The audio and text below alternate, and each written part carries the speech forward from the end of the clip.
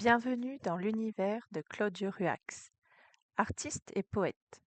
Dès l'entrée de la galerie, une lumière douce enveloppe l'espace et l'atmosphère, invitant à la contemplation.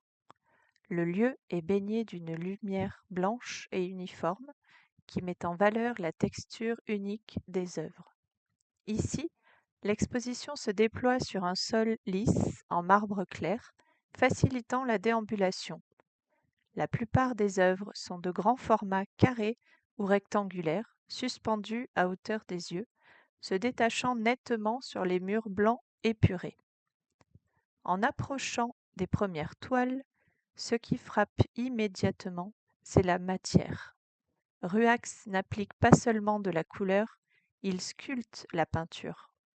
Certaines toiles se découpent en une série de larges bandes verticales qui s'étirent de haut en bas. Ces bandes ne sont pas lisses, la peinture semble s'être figée en créant du relief, comme des écorces d'arbres ou de la terre craquelée après la pluie. Les couleurs sont douces, parfois terreuses, mêlant des ocres, des jaunes lumineux et des violets profonds qui semblent vibrer côte à côte. Plus loin, l'artiste explore la géométrie.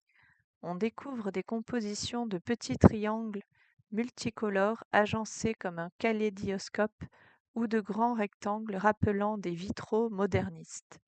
Sur d'autres œuvres, des bandes horizontales massives alternent le beige texturé et le noir profond, créant un contraste saisissant.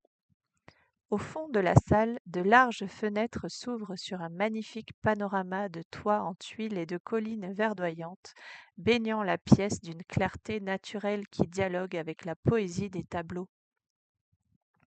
En poursuivant le parcours, les formats se font parfois plus intimes.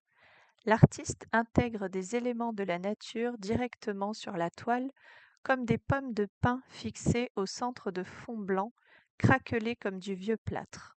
Sous chaque œuvre, un petit panneau blanc discret propose un texte poétique mêlant les mots de l'artiste à ses créations visuelles. L'exposition de Claudio Ruax est une expérience tactile et visuelle, une invitation à ralentir et à ressentir la matière du monde à travers le prisme de la poésie.